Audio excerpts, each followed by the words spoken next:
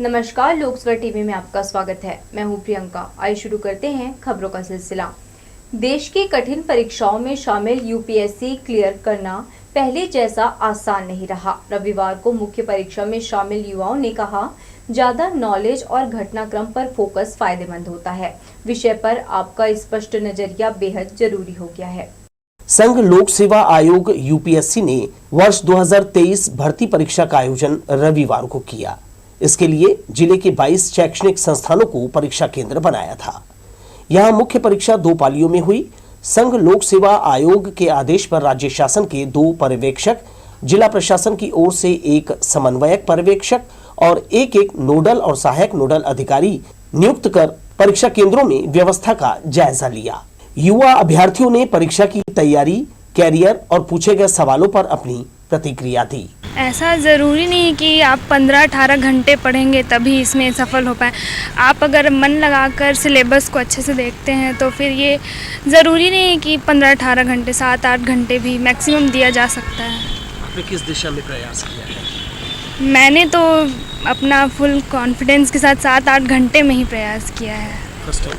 First attempt था मेरा। इससे पहले जो पेपर होते थे उसमें एलिमिनेशन टेक्निक काम कर जाती थी। अच्छा। अगर आपको 2 आ रहे हैं तो 2 एलिमिनेट कर दिए, लेकिन अभी जो पैटर्न बिल्कुल बदल गया है तो एलिमिनेशन टेक्निक जो है वो उतना काम नहीं, एग्जैक्टली आपको पता है तभी आप उसको कर पाएंगे। तुक्का नहीं मार सकते। तुक्का वाले पहले तुक्का से सही हो जाते थे, लेकिन अभी थोड़ा सा वो पॉसिबिलिटी कम है उसकी। अभी नेगेटिव मार्किंग तो रहती है 1/3। क्या लगता है कि इस बार के क्वेश्चंस कैसे थे? क्वेश्चन जैसे हर बार होते हैं वैसे वही स्टैंडर्ड है इसका, और कॉमन सेंस पे ज़्यादा क्वेश्चन होते हैं। नॉलेज से ज़्यादा आप जो है प्रेजेंस ऑफ माइंड का वहाँ पे काम करना होता है। सिलेबस पर ज़्यादा फोकस किया और सिलेबस जैसे ही कंप्लीट हो जाता हम रेस्ट कर लेते थे, पर अगर सिलेबस कंप्लीट नहीं होता है तो इन फ्यूचर हम या तो 6 घंटे लगाएं या फिर 7 घंटे लगाएं, पर सिलेबस कवर होने पर विश्वास करते थे। हाँ sir, previous year question paper देखे हैं मैंने, तो उस हिसाब से मुझे ऐसा लगा कि ये इस साल का पेपर ज़्यादा अच्छा आया था।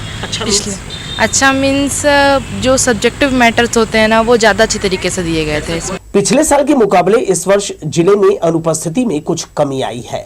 8,532 अभ्यर्थियों में पहली पाली में 4,623 और दूसरी पाली में 4,542 की उपस्थिति दर्ज की गई। उपस्थिति का ये कुल 53% रहा। पिछले कुछ सालों में संघ लोक सेवा आयोग ने प्रशासनिक सेवा परीक्षा के सवालों में मानसिक और प्रायोगिक तौर पर बदलाव किया है।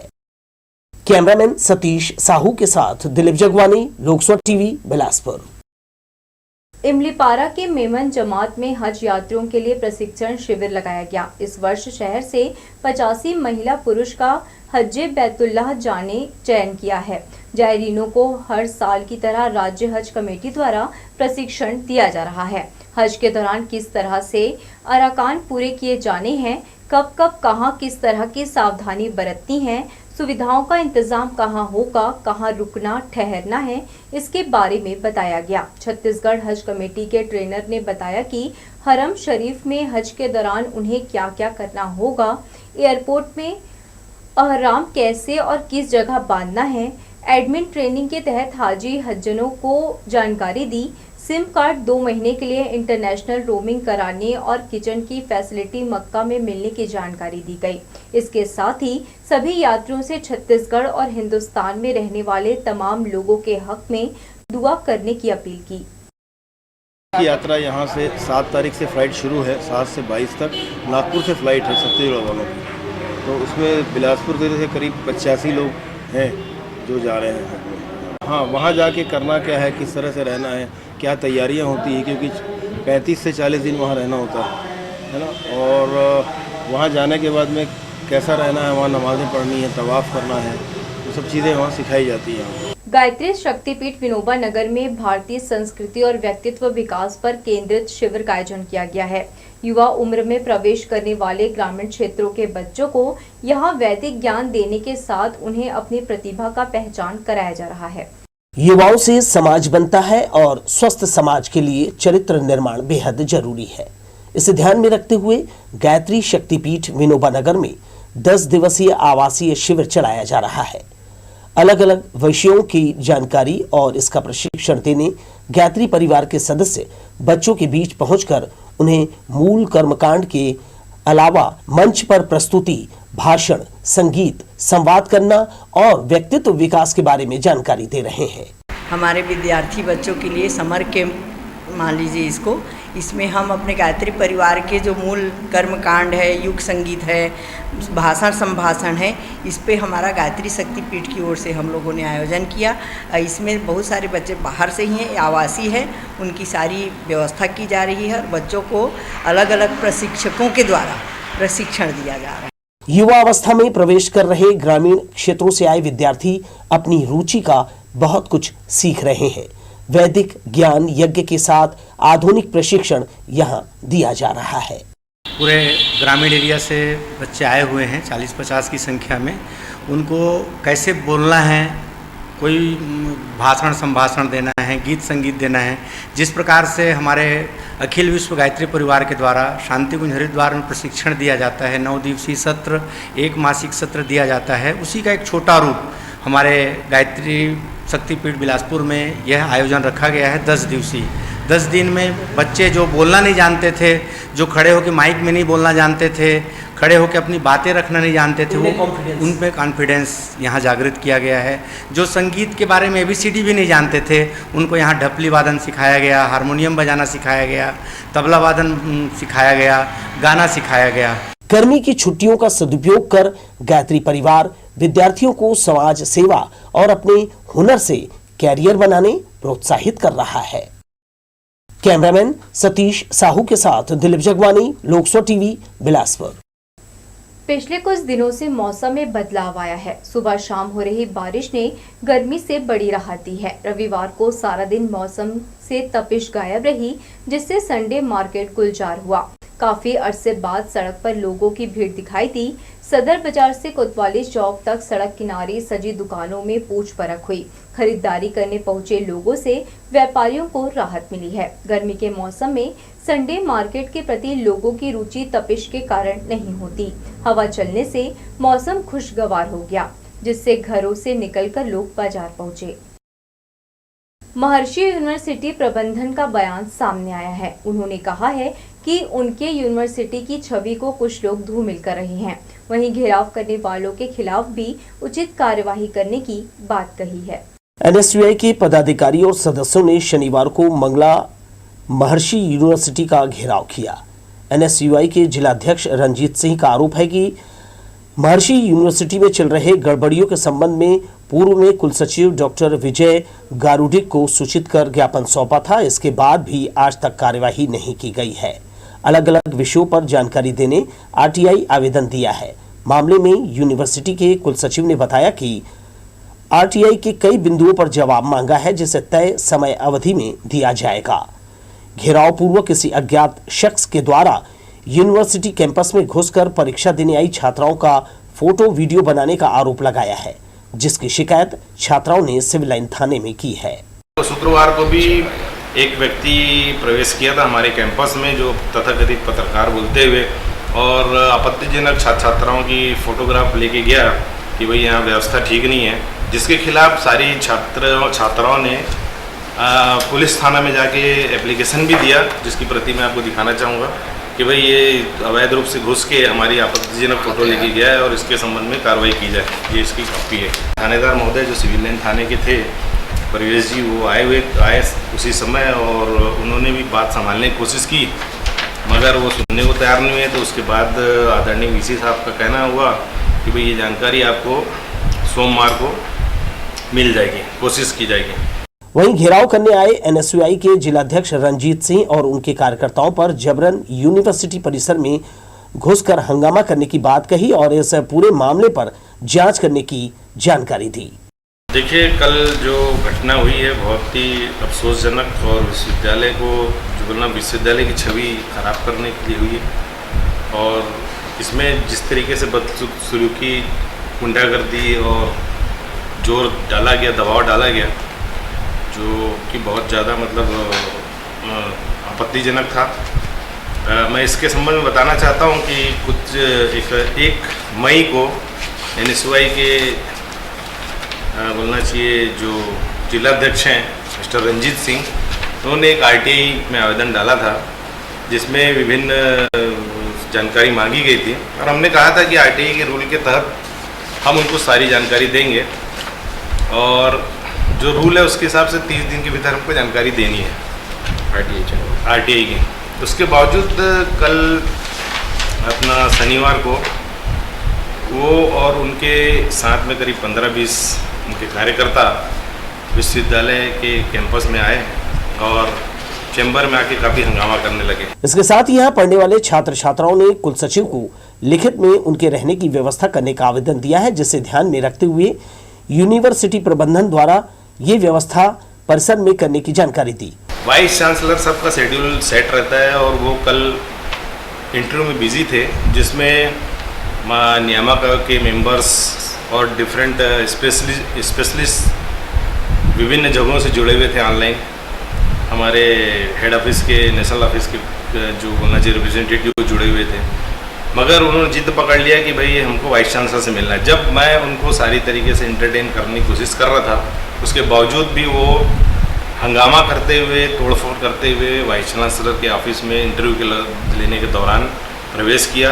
उन्होंने काफ़ी बदतमीजी की और उसके बावजूद हमारे वाइस चांसलर का कहना था कि भाई इंटरव्यू के बाद मैं आप लोगों से चर्चा करूंगा शांतिपूर्वक, मगर इंटरव्यू का शेड्यूल पहले से डिसाइडेड है तो मुझे करने दीजिए।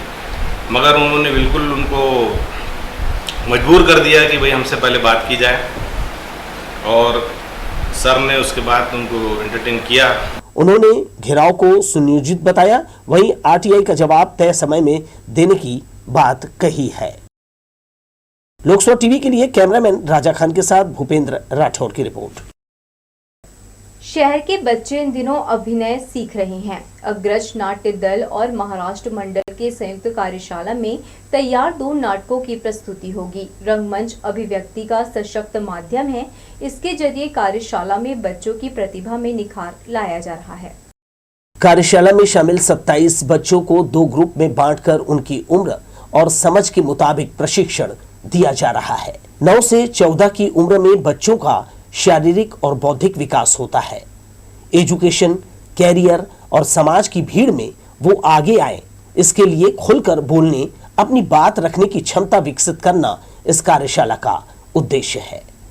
नाट्य प्रशिक्षक आकाश गुप्ते इन बच्चों को अभिनय की बारीकियों में संवाद, चेहरे पर भाव, साथी कलाकार से तालमेल का प्रशिक्षण देने के साथ खुद को बेहतर तरीके से प्रस्तुत करना सिखा रहे हैं। महाराष्ट्र मंडल नेहरू नगर के सहयोग से अग्रज नाट्य दल 15 दिवसीय कार्यशाला का निचोड़ 2 प्रस्तुतियों के जरिए दर्शकों के समक्ष रखेगा।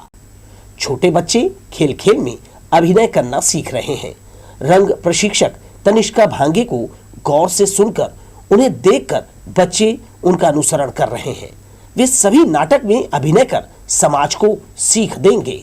प्रस्तुति के साथ हमारा जो उद्देश्य था शुरू में कि सभी स्कूली बच्चों को, इवन स्कूलों में शिक्षा के माध्यम में हम थिएटर को डालना ही चाहते हैं, थिएटर इन एजुकेशन। तो सभी बच्चों को जो थिएटर की तालीम है विभिन्न खेलों के माध्यमों से, विभिन्न और तरह तरह के गीतों और नाटकों के माध्यम से उनमें तालीम दी जाए थिएटर की, ताकि आगे जा कर के उनको वो अच्छा व्यक्तित्व बनाने में काम आए। बच्चों के माध्यम से एक नुक्कड़ नाटक देखने को मिलेगा 1 तारीख को शाम को, और एक नाट्य प्रस्तुति देखने को मिलेगी। 2 प्रस्तुतियाँ होंगी। महाराष्ट्र मंडल नेहरू नगर में चल रहे कार्यशाला में संवाद और अदायगी का नया संप्रेषण तैयार हो रहा है। 1 जून को जब इनकी प्रस्तुति होगी तब परिजन रंग जगत में अपने बच्चे का पहला कदम पड़ता देखेंगे। कैमरामैन सतीश साहू के साथ दिलीप जगवानी, लोकसभा टीवी, बिलासपुर। शिक्षा के साथ व्यक्तित्व में निखार लाने मुस्लिम समाज सजग हो रहा है। उर्दू की शिक्षा और धर्म की जानकारी देने कार्यशाला का आयोजन ऑल मुस्लिम वेलफेयर फाउंडेशन ने किया, जिसमें स्कूली बच्चे और उच्च शिक्षा ले रहे 150 लोगों ने अपनी काबिलियत तराशने भाग लिया। कार्यशाला में अजान, फातिहा, कुरान की आयत पर समाज के जानकार लोगों ने मार्गदर्शन किया। संभागीय कार्यक्रम की समाप्ति पर प्रतिभागियों को सर्टिफिकेट प्रदान कर उनके उज्जवल भविष्य की कामना की। समय के साथ प्रतियोगी परीक्षा और पर्सनैलिटी डेवलपमेंट के लिए मोटिवेशनल स्पीकर की मदद ली गई। इस मौके पर विशेष रूप से शकील खान, शाजिया अली, शहजादा खान, राहुल मुगल समेत वेलफेयर फाउंडेशन के पदाधिकारी मौजूद थे। ज़रिया तालीम की राह पे ऑल मुस्लिम वेलफेयर फाउंडेशन का एक कदम है, जिसमें हम कोशिश कर रहे हैं कि हम अपने बच्चों को ऐसी तालीम दें जिससे ऐसी तालीम से नवाजें जिससे उनका मुस्तकबिल आगे बढ़ सके। ये प्रोग्राम बेसिकली एजुकेशन को लेके ही हो रहा है। हमारे जो बच्चे जो हैं वो नींव है, वो यदि नींव को हम मजबूत कर देते हैं तो हमारी इमारत ऑलरेडी बुलंद होगी और ये बेहतर से बेहतर जो है अपने हिंदुस्तान से मुस्तकबिल के लिए वर्क कर सकेंगे, काम कर सकेंगे। स्वच्छता अवार्ड में शुमार बिलासपुर रेलवे स्टेशन की सफाई व्यवस्था ठप है। रेलवे ट्रैक पर गंदगी का आलम है। प्लेटफॉर्म नंबर 2-3 के ट्रैक में नाली का पानी जमा हो रहा है। इससे उठती दुर्गंध से यहां खड़े यात्री परेशान हैं। यह स्थिति पिछले कुछ दिनों से बनी हुई है। दरअसल ट्रैक के बगल में नाली जाम हो गई है। यही वजह है कि जोनल स्टेशन की छवि धूमिल हो रही है। रविवार को 22 यात्री ट्रेनें अपनी निर्धारित समय से बिलासपुर रेलवे स्टेशन विलंब से पहुंची। हावड़ा से आने वाली मुंबई, दिल्ली, अमृतसर समेत दूसरे राज्यों की गाड़ियां इनमें शामिल हैं। पिछले कुछ महीनों से ट्रेनों की रफ्तार धीमी पड़ गई है। भीषण गर्मी में ट्रेन का इंतजार कर रहे यात्रियों की परेशानी बढ़ गई है। ट्रेनों की बिगड़ी चाल में सुधार कब आएगा, कहा नहीं जा सकता। उमस भरी गर्मी में ट्रेनों में सफर कर रहे यात्रियों का बुरा हाल है। बिलासपुर रेलवे स्टेशन के प्लेटफॉर्म नंबर 2-3 पर अधिकांश ट्रेनें दोपहर 12 बजे के बाद ही पहुंच रही है। तपते शेड के नीचे इंतजार कर रहे यात्रियों को पंखे की गर्म हवाओं का सामना करना पड़ रहा है। स्लीपर और जनरल कोच के यात्री कष्टप्रद यात्रा करने को मजबूर हैं। रविवार को तकरीबन सभी प्लेटफॉर्म में खड़े यात्री गर्मी से हलाकान हुए। आलम यह है कि पीने के लिए ठंडा पानी और गर्मी से बचने की व्यवस्था ठप पड़ गई है। यह देखकर यात्री रेलवे प्रबंधन को कोस रहे हैं। तो ये थी हमारी लोकस्वर टीवी की तमाम खबरें। अगले बुलेटिन में आपसे फिर होगी मुलाकात। तब तक के लिए पूरी टीम के साथ प्रियंका को दीजिए इजाजत। नमस्कार।